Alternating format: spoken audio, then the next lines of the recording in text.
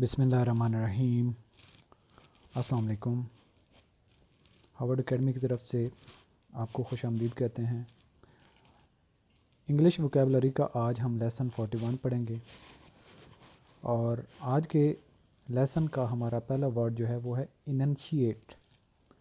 आप इसकी स्पेलिंग पहले सिर्फ इसको ई पढ़ें अलग से और इसके बाद नन, ई को अलग पढ़ें और नन, फिर इसके बाद CIATE शीएट, इनंशिएट। इसका उर्दू में मतलब होता है साफ़ तौर से इजहार करना, यानी कि इजहार करना, बताना, कम्युनिकेट करना, ये सारे के सारे इसी के मीनिंग होते हैं इनंशिएट। और इसके सिनोनिम्स की अगर बात करें तो एडवर्टाइज़ का मतलब क्या होता है? जो चीज़ आपके पास होती है उसको तशहीर करते हैं, बताते हैं, अनाउंस करते हैं, ऐलान करते हैं, सर्कुलेट करते हैं। तो जितने भी लोग होते हैं उनको इन्फॉर्मेशन शेयर होती है, कम्युनिकेट, एक जगह से दूसरी जगह पे पैगाम रसानी करना, डिक्लेयर, ऐलान करना, give notice of, give out, तो ये सारे के सारे इसके सिनोनिम्स हैं। तो जब एडवर्टाइज़ करना, सबको बताना है, तो उसका उल्टा जो है छुपाना, बरी, कंसील, छुपाना, कवर अप जिसको छुपा देना, हाइड फिर छुपा लेना, हश, कीप, बैक यानी कि उसको अपने पीछे कर लेना, छुपा लेना, कीप सीक्रेट, राज रखना।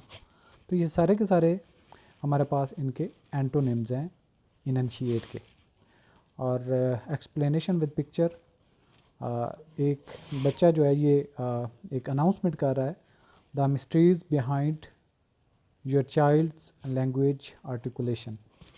तो ओवरऑल मतलब क्या है इनंशिएट, यानी कि ये जो अपना कहना चाह रहा है, इजहार करना चाह रहा है, तो पिक्चर से ज़ाहिर होता है। इसको सेंटेंस में कैसे यूज़ कर सकते हैं?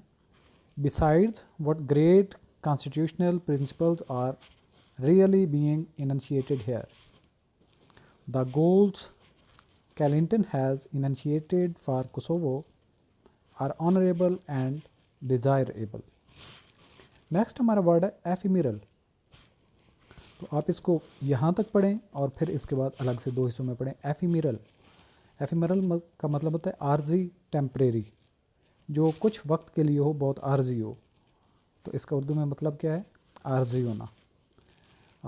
इसके सिनोनिम में शॉर्ट लिव्ड, जिसकी थोड़ी सी ज़िंदगी हो, फ्लीटिंग, जिस तरीके से एक फ्लीट समंदर से गुज़रती है, तो एक टेम्परेरी उसके अंदर उसके जो होती है वो लहरें होती हैं और वो रास्ते को चीरती हुई, तो फ्लीटिंग। इसका मतलब क्या है? उसके अब एंटोनिम, इसके शॉर्ट लिव्ड का मतलब क्या होता है? थोड़ी जिसकी लाइफ हो। तो लास्टिंग क्या है? जिसकी बहुत लंबी लाइफ हो, फ्लीटिंग। और जो फ्लीटिंग होता है, टेम्परेरी होता है, आर्जी होता है, और परमानेंट होता है, मुस्तकिल होता है। ये इसके एंटोनिम्स हैं।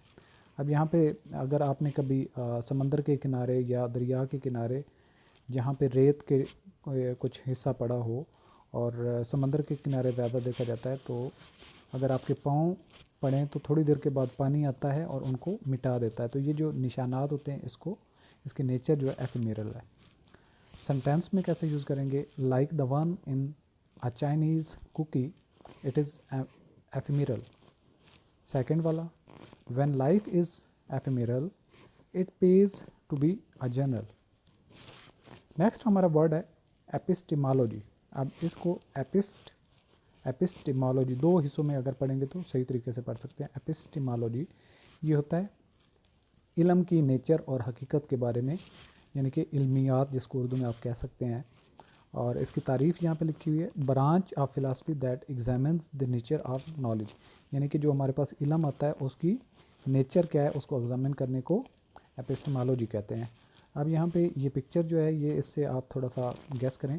एक चीज़ होती है किसी के बारे में सच्चाई होना, एक होता है हमारा अकीदा होना।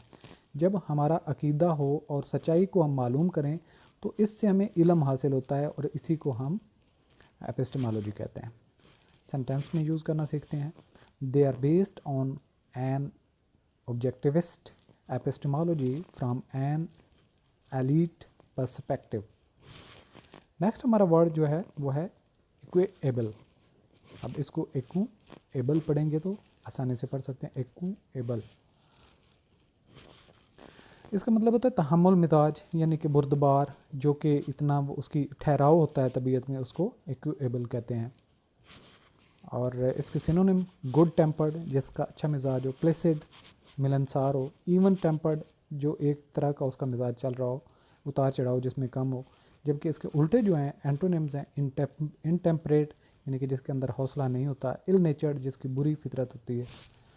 और यहाँ पे आप देख लें मुख्तलिफ जानवर हैं, लेकिन एक बहुत बड़ा जानवर होने के बावजूद वो दूसरों को कुछ नहीं कह रहा, इक्वेबल उसकी नेचर है। तो सेंटेंस में इसको कैसे यूज़ कर सकते हैं, my relations with the Washington Post have always been more equable. Next word हमारा जो है वो है इक्वेनिमिटी।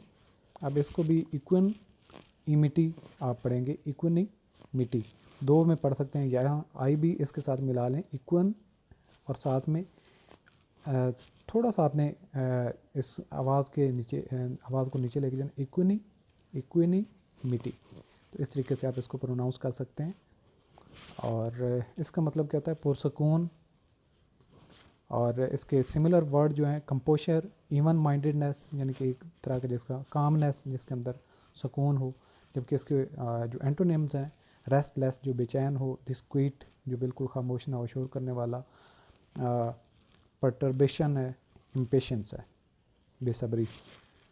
तो आप पिक्चर से भी देख सकते हैं कि अगर एक पत्थर को नोक से इस तरीके से रखा जाए और उसको, तो ये जो पोजीशन इसकी होगी पुरसकून की पोजीशन। तो इसको सेंटेंस में हम कैसे यूज़ कर सकते हैं, the former Colorado governor did not accept that excuse with equanimity. तो आज का लेसन यहाँ पे हमारा ख़त्म होता है। ऑल द बेस्ट, खुदा।